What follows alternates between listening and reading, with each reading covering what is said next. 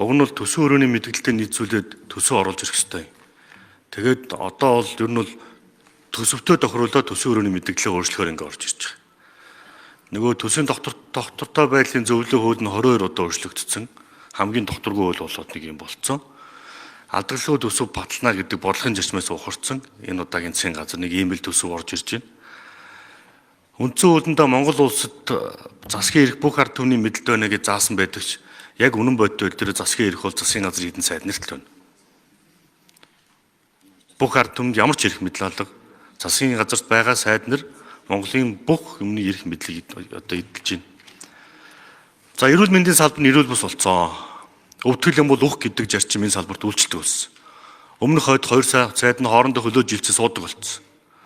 Гэтэл хөдөө суманд багийн эмчийн сар тутам өгдөг 30 литр бензинийхээ хангамжийг өгч чадхаа болцсон. Багийн эмчтэр нь багийн иргэдэд үзэж чадхаа болцсон. Ингээд нэг ийм өвтгөл юм бол ух гэдэг ийм зарчим шилжтэй л дээ. Хэвтэн эмчлүүлэх заавартай өчтөнгүүдийн чинь сумын эмнэлгүүд өдрийн эмчилгээ хийлгээ явуулж гол нь мөнгө байхгүй. Эрүүл мэндийн даатгалын санд мөнгө байхгүй гэдэг. Тэгээ бид нар чинь мөнгөгүй мөнгөтэй улс л да. Жавхлан гэдэг хүн сангийн сайд байх үеэс 162 их 800 тэрбум төгрөг ингээд зарцуулчих шít.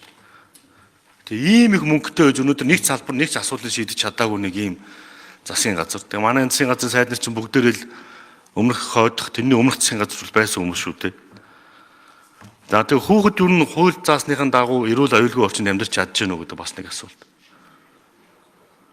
Ахмадууд хууль заасныхын төлөө 36 сарын тэтгэмжийг 2 жил хуваагаад өгч байгаа. Өгсний хох амьдын зол гэж байгаа юм. Одоо энэ жавхлан сайд одоо байхгүй л гэхдээ жавхлан сайд одоо тэтгэврт гарахгүй юу? Нэг удахгүй тэтгэврт гарах нас нь болж байгаа үст. Үгүй ийм хүний эрхийн зөрчилтэй иргэдэд боддгоо төсвөө хүн төвтэй төсвөг нь хэлчихэж байгаа. Энд чинь хүн төвгүй мега төсөв байна шүү. Төсвийн өрөөний мэдээлж байгаа нь бодлого. Тэгээд төсөвчин бол уг нь зардлын жагсаалт юм байна шүү. Тэгээд зардлын жагсаалтыг хараад манайх ингээд яваад идэгээс сууж болохгүй. За тэгээд ингээд засгийн газар нь ингээд улсын хурал хугацаанд хуулиа батлахгүй болохгүй гэдэг ингээд хугацааг нь тулгаад нэг юм хилцэн болгоод нэг юм хууль одоо хуулийн төслөөр оруулаад ирдэг. Тэгээд их хурал шүүмжлэхээр нэг косметик хагалгаа хийд юм уу бахан засвар хийгээд ингээд хугацаанд тулахгүй батлахгүй их хуралч өөрөө хуульж өчнө гэдэг. Хэрэв хугацаанд батлуулж чадахгүй засгийн газар огцордог болмоор байгаа. Эсрэгээр. Тэгэхгүй ингээд хугацаанд нь тулгаад маш муу төсөв оруулаад ирдэг юм жишг тогтчлоо сүүлийн 10 жил. За бид бол төсвийн төсөөлийн хуулийг хилцэж байгаа.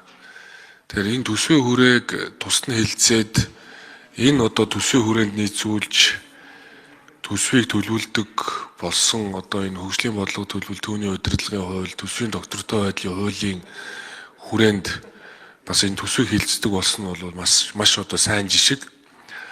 За энэ ч утгаараа бол хөгжлийн бодлогын хуулийн зааснаар 5 жилийн үндсэн чиглэлийг батлаад 5 жилийн чиглэлдээ нийцсэн 4 жилийн засгийн газрын үйл ажиллагааны хөтөлбөр батлагдаад 5 жилийн чиглэлтэйгээ уялдуулж улсын хөгжлийн жилийн төлөвлөгөөг их хурлаар хэлэлцэж баталдаг.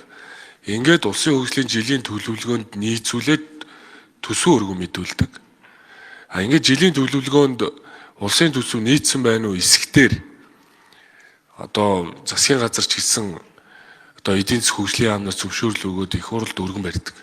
Тэгэхээр энэ бол өөрөө Монгол төрийн бодлогыг тогтвортой байлгах гэсэн одоо бол гол зорилт.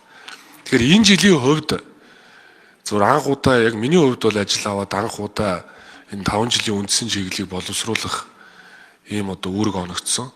Тэгээ Монгол Улсын ерөнхий сайд бол энэ шин итгэл одоо шинтгэл гэсэн энэ бодлогоо үргэлжлүүлээ. Монгол төрийн бодлого бол тогтвортой байх ёстой. За оюун эрдэнэ засгийн газрын үед санаачилж тухайн үед одоо энэ хурдтай хөгжлийн төлөөх зориг гэсэн 4 жилийн хөтөлбөр батлагдсан. Энэ 4 жилийн хөтөлбөр тогтвортой үргэлжлэх ёстой. Тэрнээс биш одоо ерөнхий сайд солигдлоо гэд их хурлын батлагдсан хөтөлбөр бол өөрчлөгдөнө гэж байхгүй. Та бүхний баталсан 4 жилийн үйл ажиллагааны хөтөлбөрт нийцсэн бидний баталсан улсын хөгжлийн жилийн төлөвлөгөөг үргэлжлүүлээд бид нар одоо хэлцээд явж байгаа. Тийм учраас зөв засгийн газрын хувьд бол хуулиар хуулийнхаа дагуу яг цаг хугацаанд ажиллаа төлөвлөөд төсвийн хүрээгээ 9 сарын 1-ний өмнө мэдүүлсэн.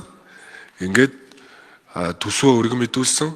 За мөн одоо 5 жилийн үндсэн чиглэлийг эх 7 хоногийн засгийн газрын хурлаар оруулах чинь 10 дугаар сарын 31-нд нээс өмнө улсын хурлд өргөн мэдүүлнэ. Ингээ сар хилцээд бид нар батлах ёстой.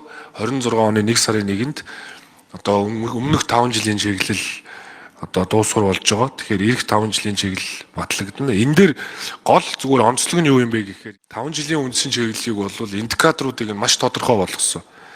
Жишээ нь хүний хөгжлийн төвшинг 0.7 оноотой байсныг 0.85 төгрөгнө гэдэг бол шууд зорилт. Зөв засаглалын хүрээнд зөв засаглалын үзүүлэлт буюу дотоодын нийт бүтээгдэхүүний одоо засаглалын үзүүлэлтийн одоо дундаж ирэмбийг дээшлүүлнэ. Төрийн үйлчлэгийг захимжуулах нь захим засаглалын хөгжлийн индексээр 0.8 таа бол үүнийг 0.9 төгрөгнө. Гэт ингээд шууд индексүүдийг 50 явж байгаа гэсэн үг. Дэлхийн банкны засаглалын үзүүлэлт авилгын индексийн ирэмбийг 50 байраар урагшлуулна. 2030 онд бол 88 төгрөгнө гэдэг юм хэмжигдэхүйч индексүүдийг тавьсан. Тэгэхээр 5 жилийн үндсэн чиглэл бол нийт тэргүүлэх 14 индексийг урагшлуулна. Бид нар засгийн газар дээр энэ 14 индексийг бууруулахын тулд жишээ нь авилгын индексийг бид 2030 он 88 төгрөгөө гэвэл хууль зүйн дотоод хэргийн яам үүнд хэдэн нэгж хувиар ямар үүрэг оролцоотой байх вэ гэдгийг хэмжиж тавьжаа. Тэр KPI-г үнэлнэ. Ингээд одоо дараа нь үнэлгээгээ хийгээд та бүхэн тайлгнахтаа бол энэ зорилтод хүрсэн хүрээгүй гэдгээр нь хэмжээд ингээд хариуцлагын асуудлыг яригадад явах учраас анх удаа ингэж одоо хэмжиж индикаторуудыг бид бол яг энэ удаа яг индикаторуудыг хэмжиж болох үс байдлаар тавьснаар онцлогтой. Тэр эргэжил байнгын орон дээр нөгөө тайлан тавиад тайлгнахад бол за энэ авилгын индексээр 88 байранд орсон уу ороогүй юу гэдгийг л жишээ нь 30 онд хүрэхэд орсон ороогүйг л хэмжинэ. Эдийн засгийн хэрэгчлөөний индексээр дэлхийн улсуудын эхний 60-д орно 5 жилийн дотор гэдэг бол бидний зорилт 60-д орохын тулд эргэжил 3 байраар урагшлах ёстой.